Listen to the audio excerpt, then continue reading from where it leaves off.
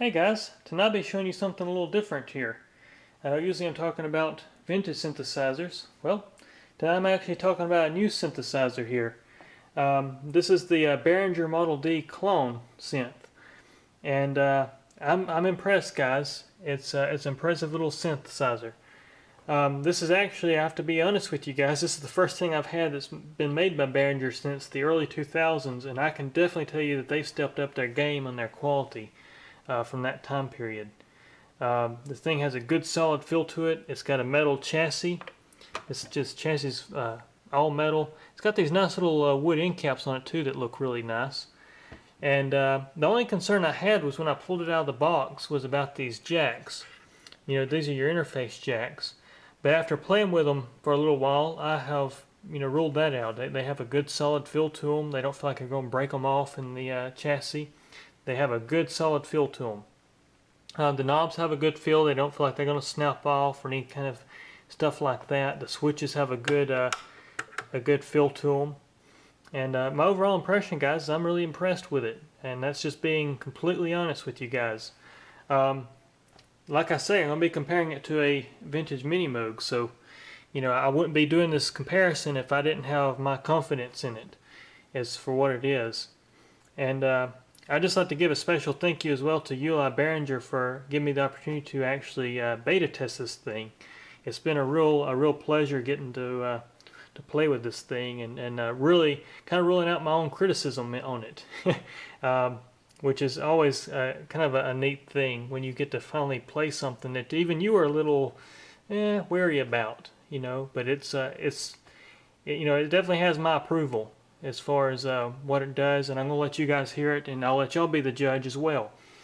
So first of all, guys, I'm just going to go over it and show you the interface here, what it offers, and and then we'll go on and I'll show you some demos here. So we'll start with the left-hand side here, and you'll notice that you have MIDI in, MIDI through, and the USB port. We can link it to a computer for computer MIDI control.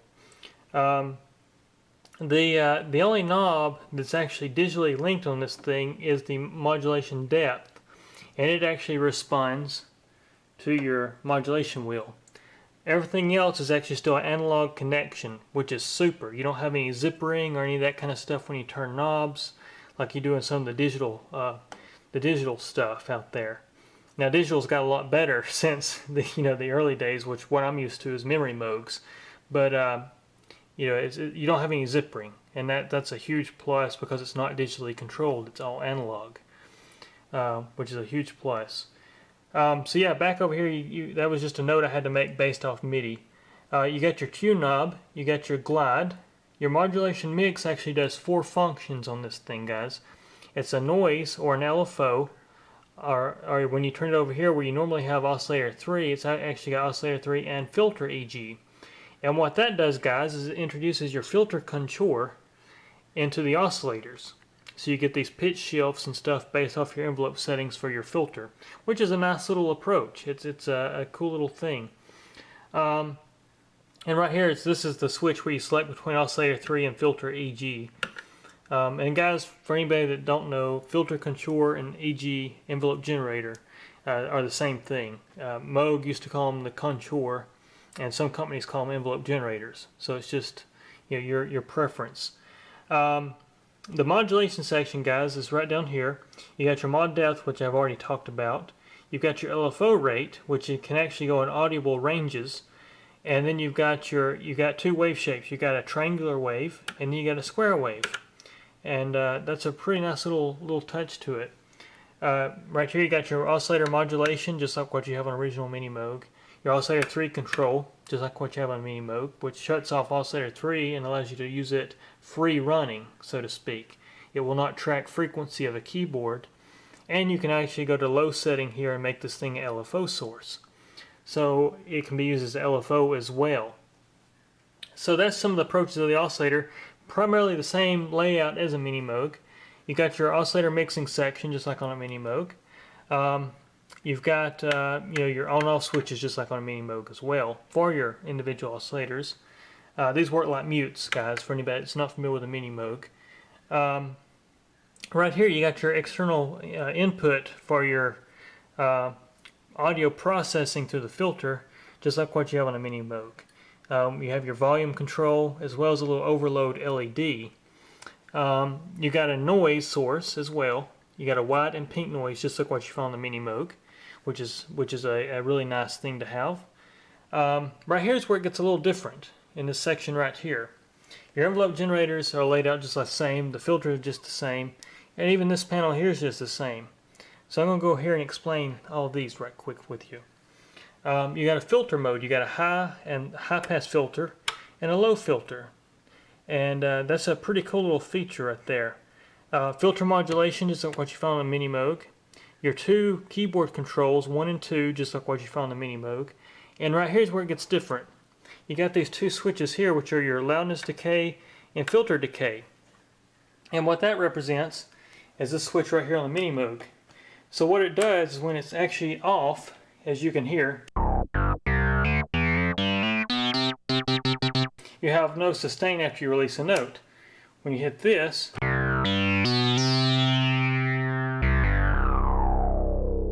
you can see how it sustains. Same thing here.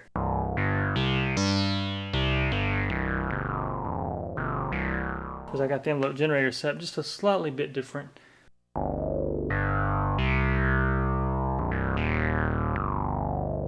And once again, if I go here and turn them off,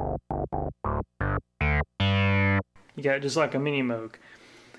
What's cool though is that since you have, they're separated, when you're using the contour for your pitch, this becomes kind of a handy little switch. It allows you to keep the decay on the loudness contour, which controls your VCA, and then this is still has a no decay, so to speak, or release. So that's how that works. And then the rest of it, guys, is pretty much like a Minimoog. You got your headphones, volume here for your headphones, your volume output, as well as the A440 Hertz. So you have your A440 Hertz as well. So now, guys, what I'm going to just tell you a little bit about this Minimoog I'm going to be comparing to, because I know a lot of you guys will be, this is the critical test as far as my opinion goes on the Minimoog. And I will stress, guys, this thing is made to compete with the reissue. I can't say that enough. It's designed to sound exactly like a reissue Minimoog. Now, I don't have a reissue personally, because I just didn't have 3500. I was going to throw out on a new Minimoog when I had a vintage Minimoog.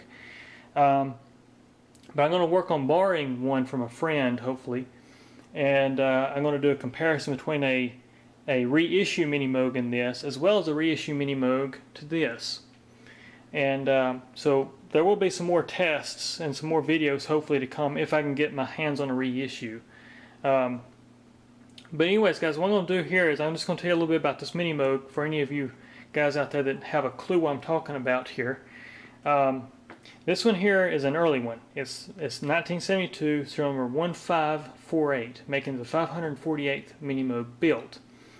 It has the revision 2 oscillator board still in it. It's got the not the early discrete board, but an early run of the revision 2s, which are based around the 3046s, not the 726s, which are the thermally regulated transistor pairs like you find in like 1979, 1980, around that era.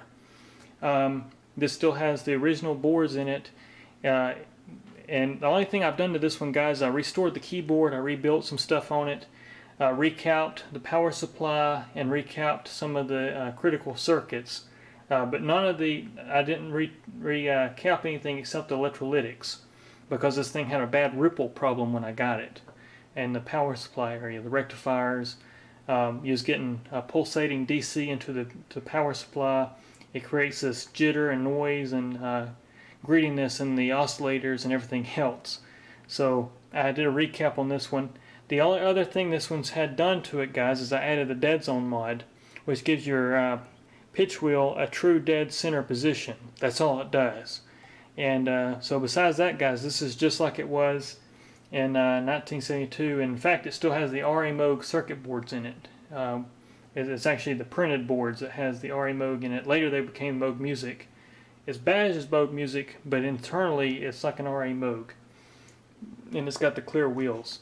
So it's probably getting the hardest comparison it can ever get, because this is the Minimoog that has the growly, nasty, thick tones to it. And this thing here, I wouldn't even be making this video if this thing didn't compete. So that tells you how confident I am in this little synthesizer. And the price tag, guys, that's another big thing for this synthesizer, because even if you own a reissue Minimoog or you own a vintage Minimoog, this is great to add to your collection because it's so cheap. You know, you're talking about, you know, roughly around $300 versus $3,500 for a reissue, or who knows the price on these vintage ones. They fluctuate.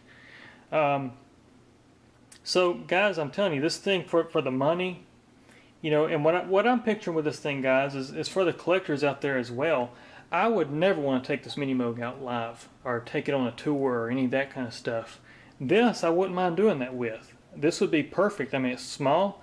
You get your little M Audio keyboard or something to use as a MIDI controller, or hook it to a computer, and you've got a rig. It's fantastic in that sense. And if something happens to it, if it gets stolen or whatever, it's not like you're out $3,500 for a reissue. So you can still keep your reissue in like a studio environment. What this also does, guys, is something that I wish it was around when I was a kid or when I was getting into music, because this is actually affordable enough that, you know, this can be an introduction for people that have died wanting to get a Minimoog and have not had the money. You know, this is something, a great approach for even learning people like myself that started out with, you know, nothing but a bedroom and a few $100 buying vintage synthesizers and fixing them. You know, this is a great approach for people to get their hands on that sound, and I think that's critical. And this does it. This allows people to do that, and that's fantastic. So with all that said, guys, I'm just going to put my camera on the tripod here, and I'm going to give you a walkthrough, a comparison between the two, let you hear what they sound like. I'm not going to respond to the sound. I'm going to let you guys be the judge. But I'm impressed with it, and I'll leave it at that. It's a good bang for the buck, and we're going to leave it at that. And I'm going to just let you guys be the judge of the sound here. So let me put my camera on the tripod here. Alright, so first of all, as you've already heard,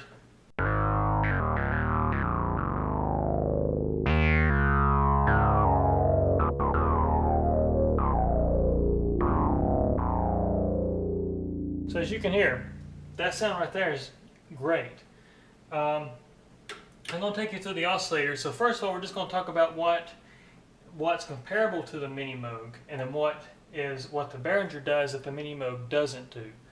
And I think that'll be the right approach. So we're going to start with the oscillators. We'll turn on one oscillator. We'll open up the filter all the way, so there's no interaction in the filter. We'll turn off everything but one oscillator. Start the triangular wave. We'll go up to 8 on their footage. And as you can hear, this is the original Minimoog. You can hear. Oops, wrong waveform, guys. There we go. All right, so here we go. This is this Minimoog again, and here's the Behringer.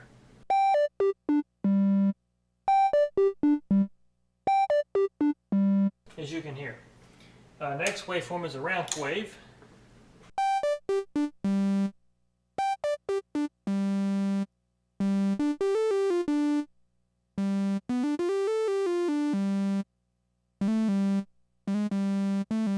As you can hear.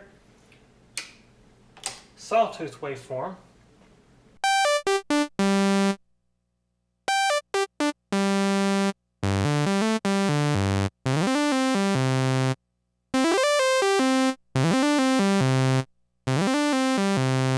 As you can hear. Square wave.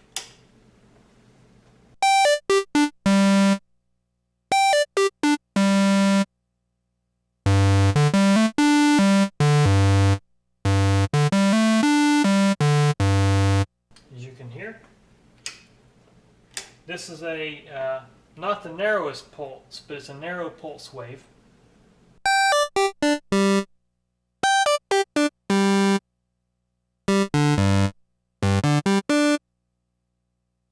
got the narrow pulse wave.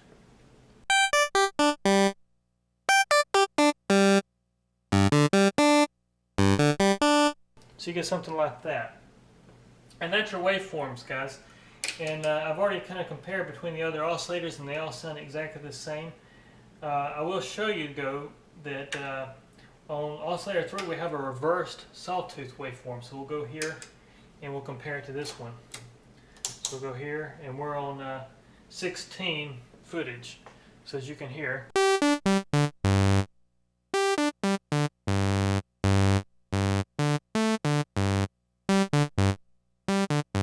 and there's your reverse sawtooth waveform. And I will be honest, my Minimoog here has some tuning instabilities to it because it is early, and I hadn't done any kind of thermal compensation mods to my personal Minimoog. Everybody else's gets serviced, and mine just kind of gets put away till I can work on it here. So let's set up the oscillators again here. Get everything set back up like we want it here. 32, all right. So now what I'm going to do, I'm just going to take you through the range of the detuning effect of the oscillators. We'll do oscillator 2 here. We'll go +7 and then -7 on both, so you can get an idea here. So we'll start with this one here. Go to a sawtooth. Okay, here we go.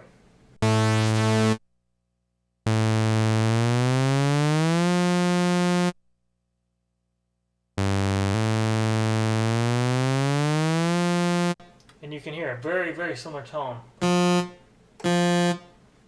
then we'll go negative.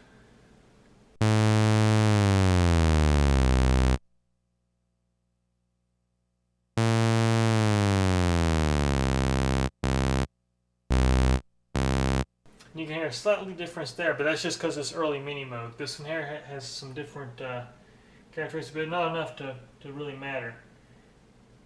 So let's tune it back up here.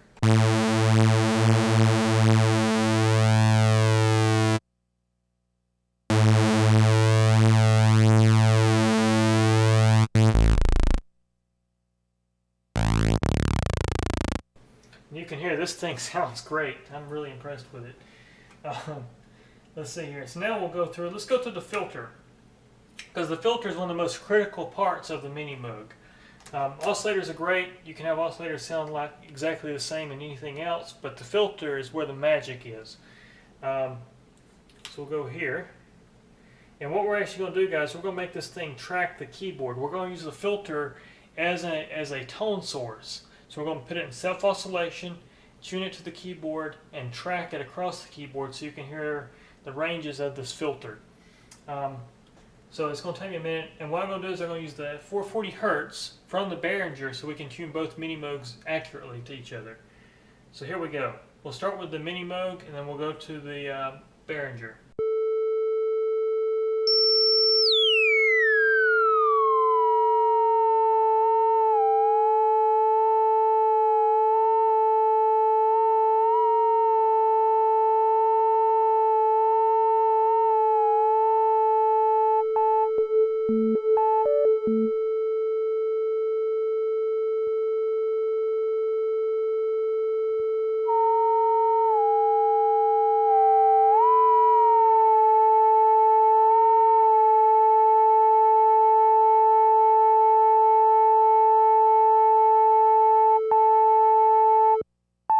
Okay, so that's pretty close.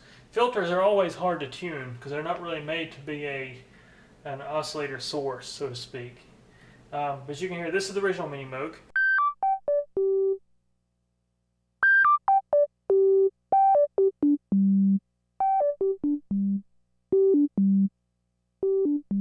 As you can hear.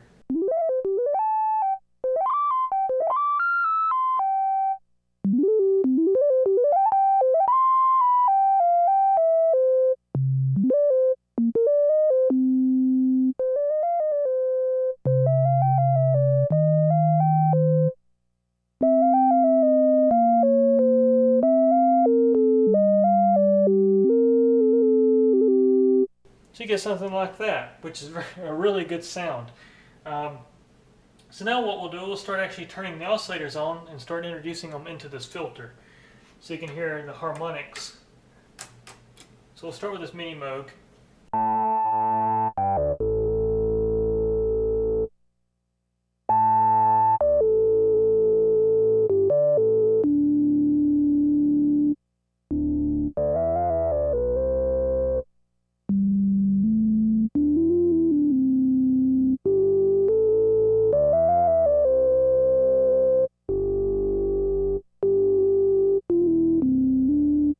So you can kind of hear how it sounds through the filter here.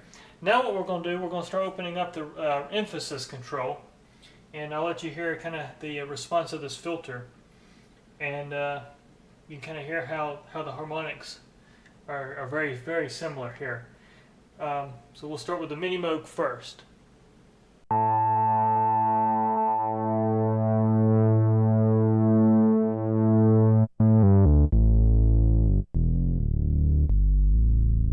Okay, so there's the Minimoog. Now we'll do the same thing to this.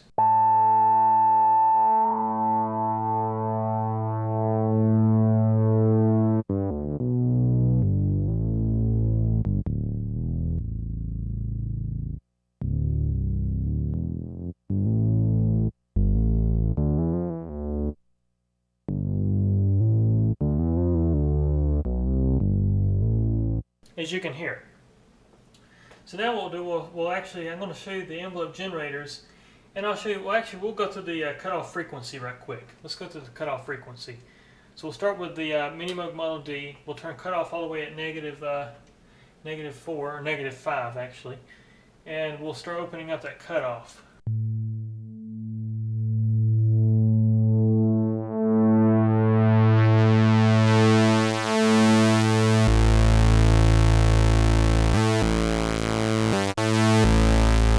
As you can hear, and you can tell I got a little bit of tracking problem on Oscillator 3 on mine. It actually goes out of tune as I go up the octave a little bit.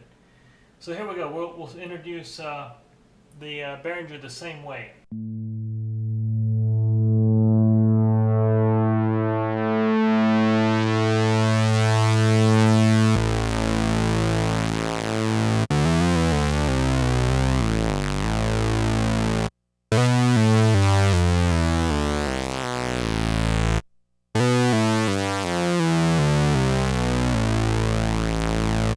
As you can hear. So that's the cutoff frequency. You've heard the emphasis with tracking the keyboard. Now I'm going to go through the envelope generators just to show you how they sound compared to a Minimoog.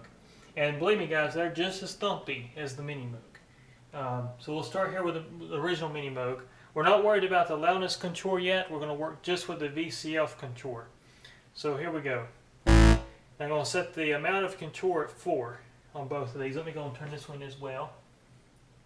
So you get something like this right here. I'm going to turn this on, close that filter up a little bit.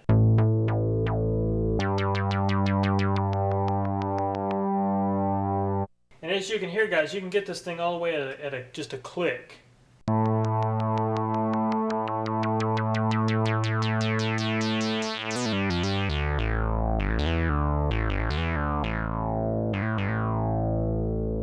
Let's set this one here up the same way.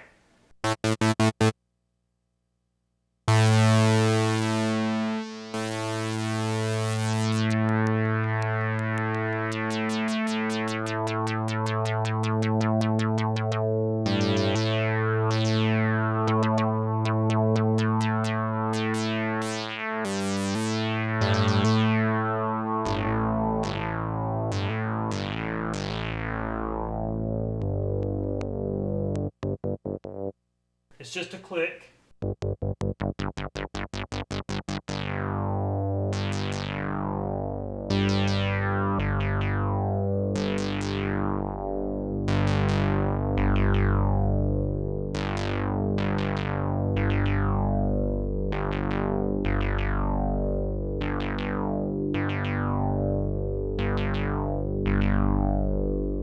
Now go ahead and get that sound a little closer there.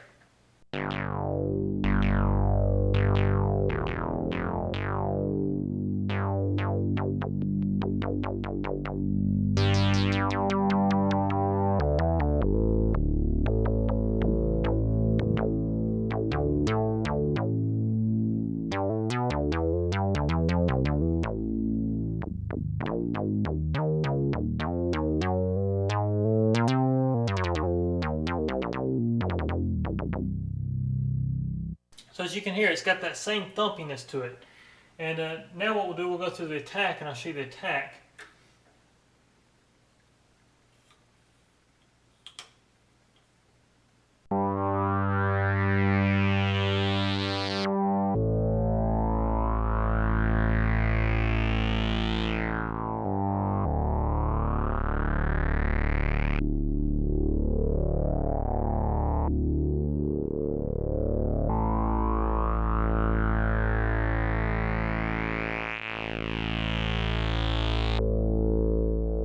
So you get something like that. Now we'll set those in here up the same way, full attack.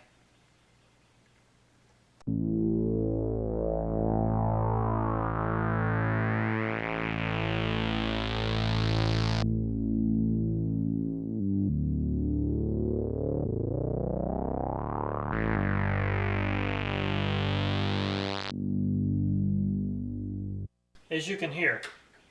And that's a great example of the envelope generators there. Next, we'll move to the Loudness Contour, and I'll show you that one. Now, Loudness Contour, guys, I'm just going to open the filter up all the way, just like we had earlier. So now we're not even looking at the VCF Contour. We're just going to look at just the VCA Contour, or Loudness Contour, or envelope generator, whichever you prefer. So here we go. So we'll start here. Get this in here set up the same way here. It's sometimes easier just to set it up the same way before you start. So here's the Minimoog. As you can hear, it's just a click. We're going to bring up the decay time.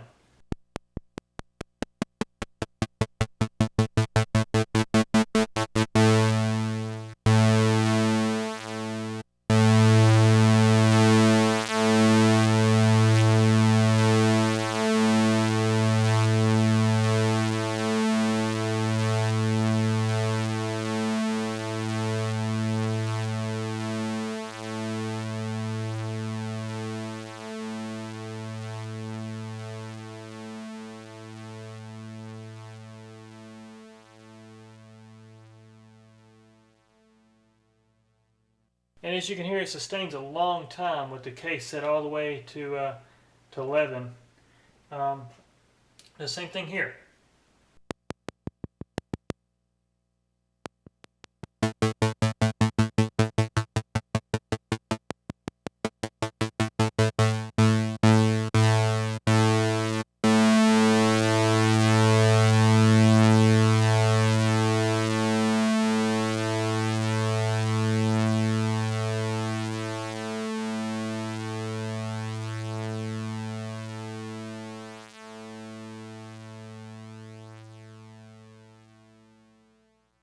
So as you can hear, they're very, very similar. Now what we'll do, we'll actually go over and I'll show you the attack time. We'll turn the decay all the way to 0. We'll turn the attack time up all the way. And what this will do is it'll gradually come in, and then it'll sustain, it'll stay up until it hits its limit, and then it'll actually decay based off the decay time, which is set all the way at 0, so it'll just be automatically shut off real fast. So you get something like this.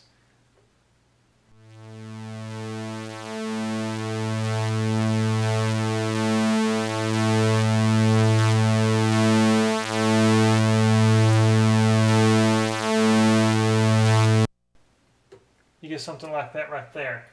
Now the Behringer.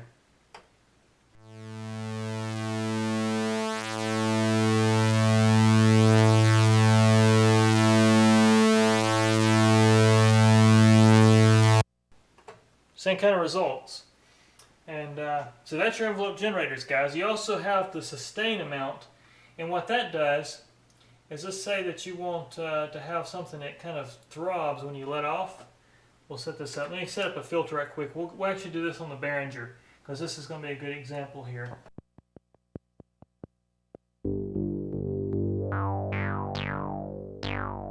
So as you can hear right now, the decay, whenever I hold in a note, it's going to decay all the way to where Sorry about that, guys. My camera just died on me here. So yeah, anyways, what I was saying is we're going to test the sustain on the envelope generators. So yeah, so right now I've got the decay set up to where it's going to decay to a certain point, as you can hear. But once it hits that point, it dies on out.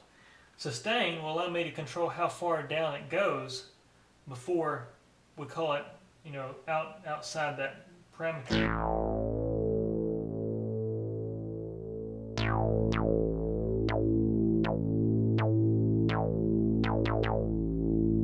So for instance, let's say we want it thumpy, but we don't want it to disappear. We can do something like this with the sustain knob.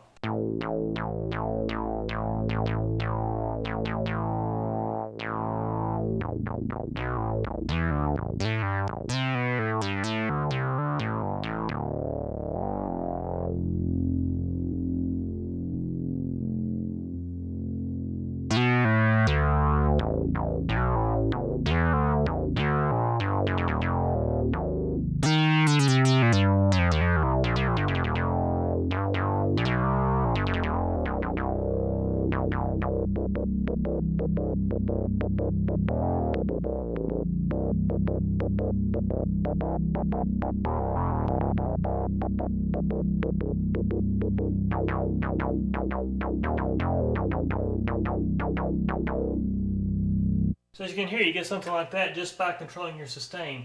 And we'll set the Minimoog up a very similar way here. And let's go here. Let's go here, let's close that filter up.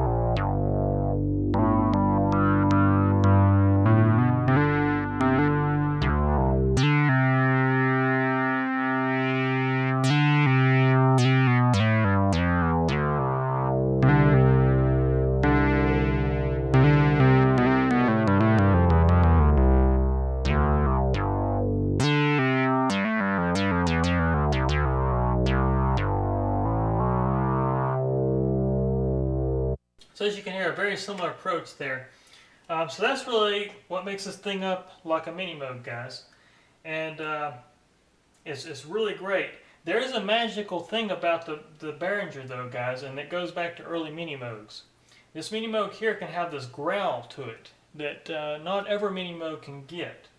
And the Behringer actually kind of captures that, which is a huge plus. I'll set this thing up so you can kind of hear the growl I'm talking about. Let me go here. It's in the filter. It's distortion in the filter that causes this action, and Moog actually later fixed this, and they kind of took away some of the magic, in my opinion. They changed some resistor values, and it created this distortion, or it took away this distortion that happens between the oscillators and the filter, and it's just very, very impressive in these early Minimoogs. So let me go here.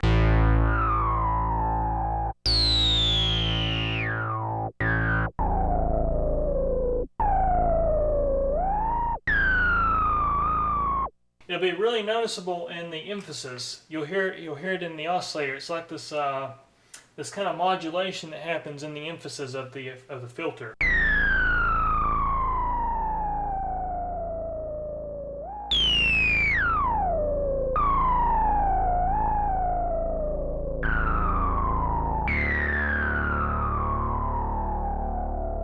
You can kind of hear it right there. Well, now we're going to make this Minimoog here do it.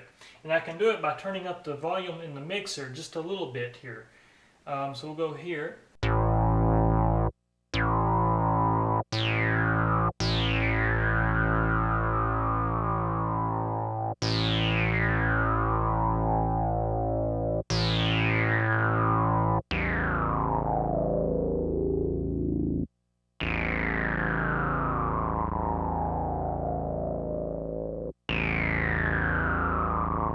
And you can kind of hear it right there. It's starting to break up in the emphasis.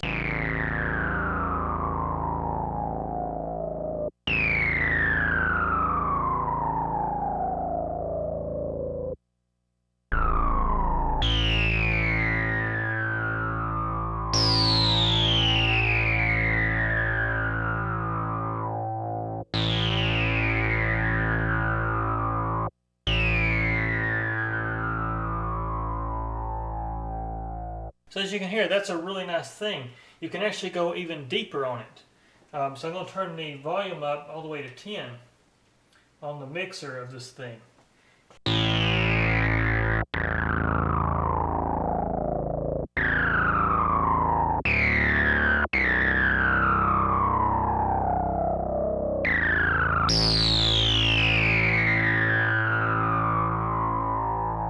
And as you can hear it, that's really, really rich. And you can really hear it in the emphasis. It's actually like a hysteresis effect inside that filter is really kind of what it is. The original Minimoog won't go quite that far.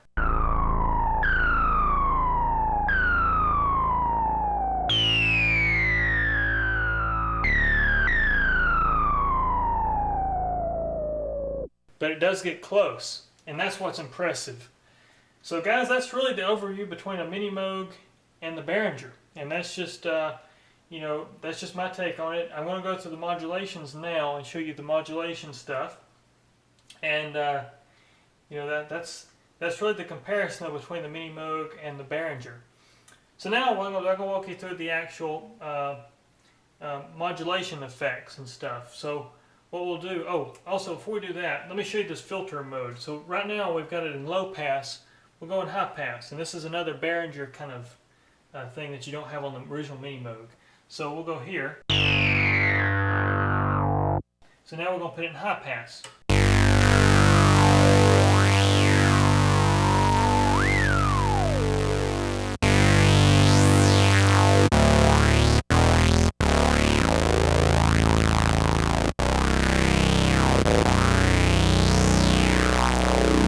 Very, very cool effect. And you can put it back in low.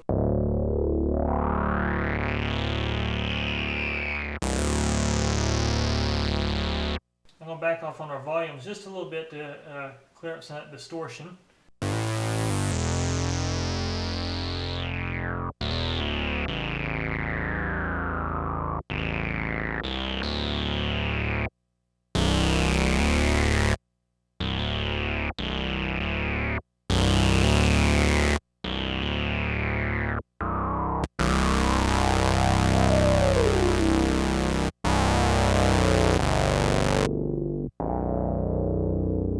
So anyways, that's the low and high pass filter effect there. So now what we're going to do, we're going to actually, let's make our filter modulate. We'll go here and we'll set this up for the LFO. And like I say guys, the LFO mod depth knob actually works with my modulation wheel and my radius I'm using as the controller. So you get something like this right here.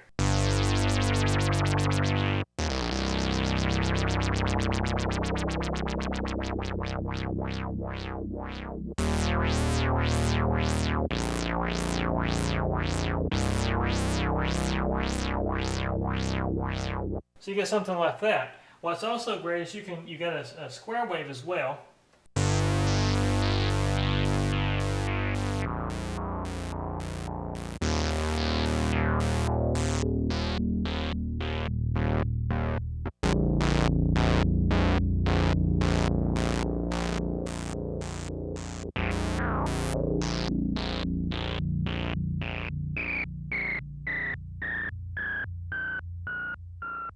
So you get something like that out of it. We'll go here. I'm going to show you that it goes in the audible range as well, and this is a cool effect. And for any of my Queens of the Stone Age fans out there, you'll understand what song I'm going for here.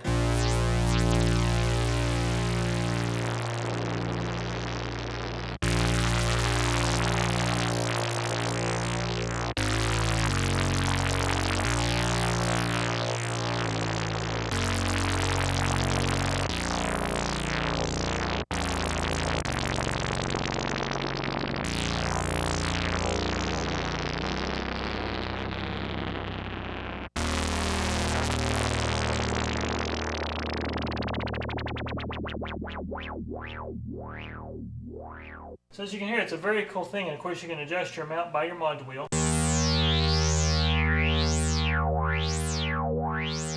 Something like that. Now what we're going to do, we're going to actually modulate the oscillators.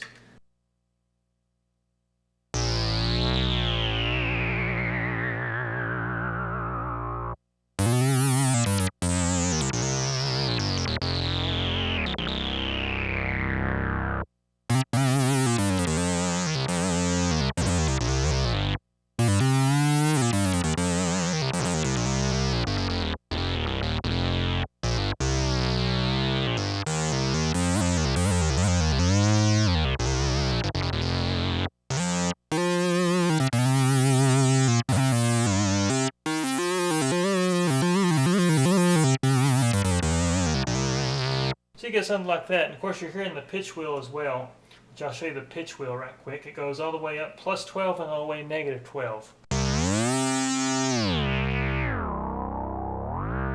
So you get something like that right there. But once again, you got the square wave as well.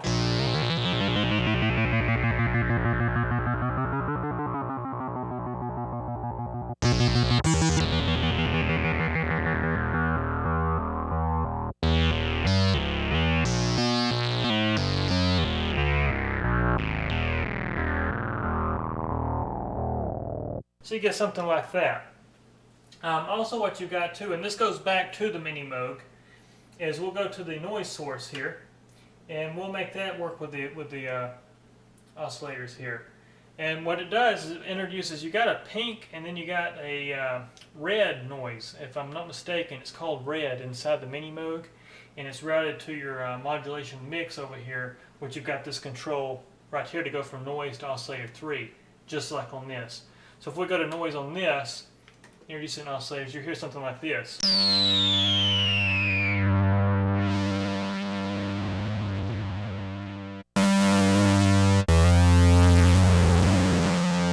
So you get something like that. And this,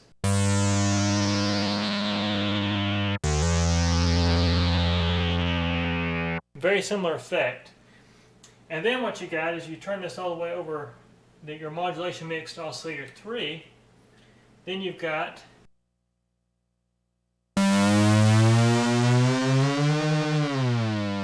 actually we're going to make it go to filter because it's better on filter. This is where you get your FM tones from. So for instance, something like this.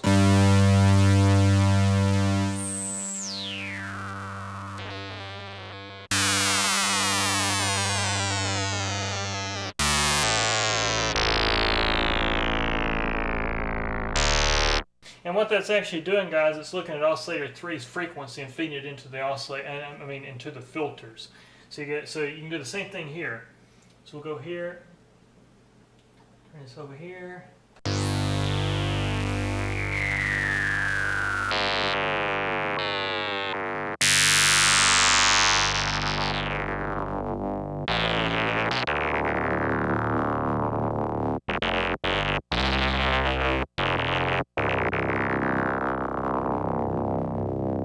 So you get some of these FM tones, and actually I've got a whole nother video on FM tones if y'all are interested on how to set some of this stuff up. But anyways, what you can also do is, since it's looking at oscillator 3, if you turn off the oscillator 3 control, you can go to low mode, and now it's actually an LFO source.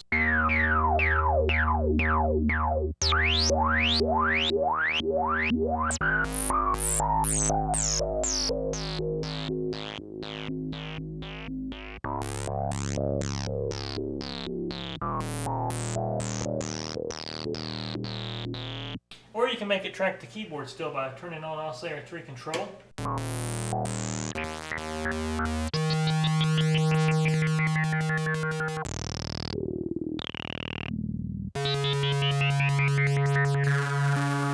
Or we can bring it back into oscillator tones, bring it up to audible range.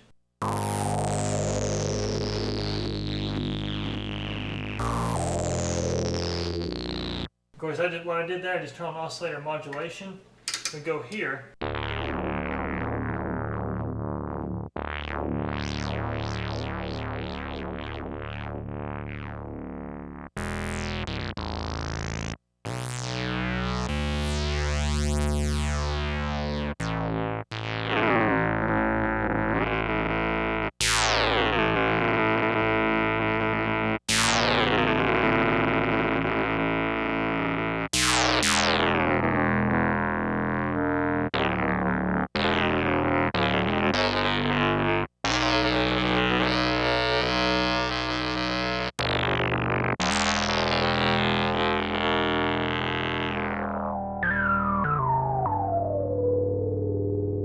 You can do the same thing on the Minimoog here, and that's just the FM approach I like to do on these things.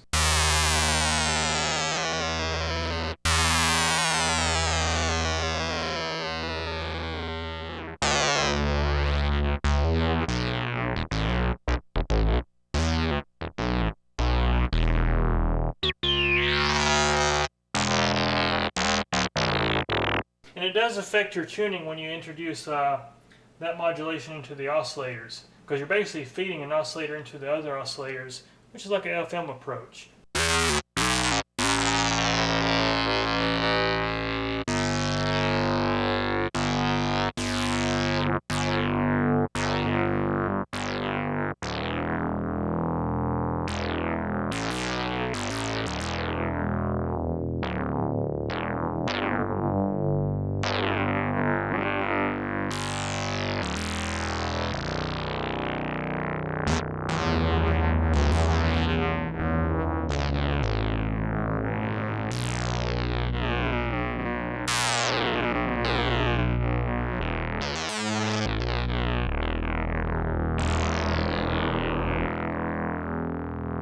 And of course you can hear the tuning differences there. And one benefit of the Behringer Model D is it doesn't drift as much as my original. So it's probably going to get more use than this one because it stays more in tune.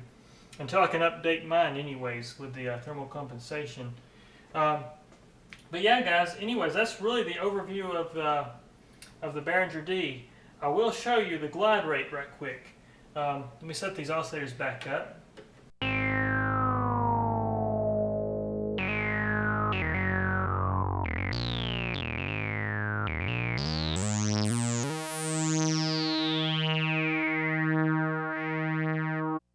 What's cool about it, guys, is that the envelope generator and the keyboard circuit works very similar to how a real Minimoog works.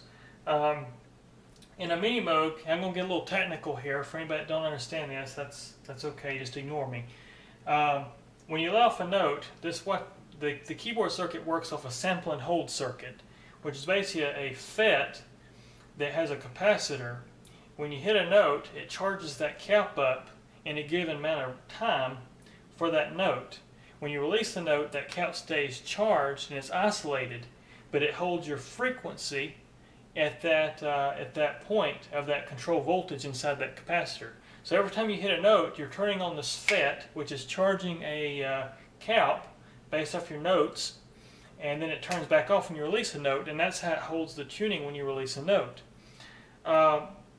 When you have glide rate up, it actually can sample the keyboard rate between notes, and that's why you get this result right here, which we'll start with the original Minimoog. Let me get the filter here. So you'll see, like when I go up to glide, let me go here, turn that off.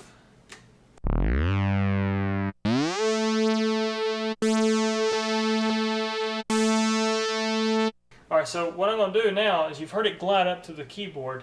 When I release a note as it's going back down, I can actually stop the glide point. So I get something like this right here.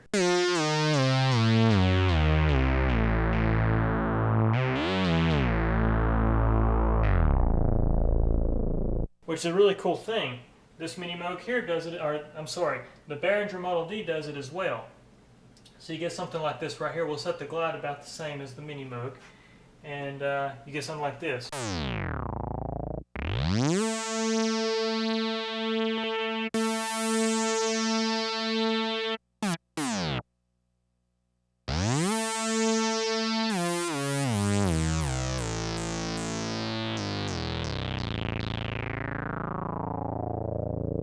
So you get something like that, and it's a really good musical tool because you can do like these.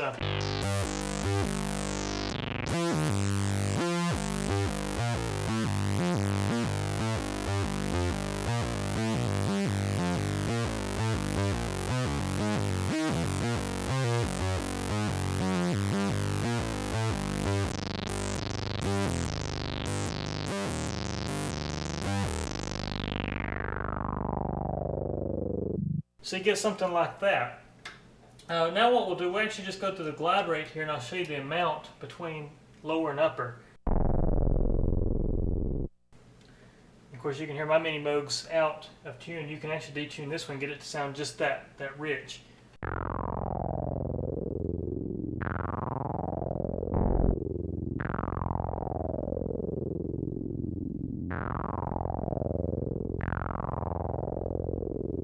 Detuning is a magical approach to these synthesizers, guys. So here we go. Actually, we'll start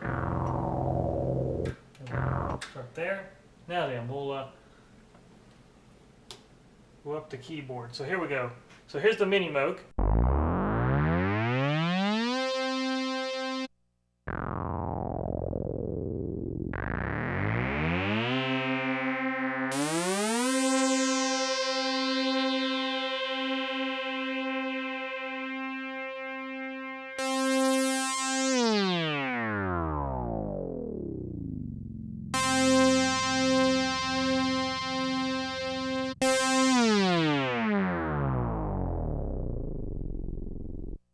So as you can hear, the glide rate's very identical, and the keyboard circuit works exactly the same way.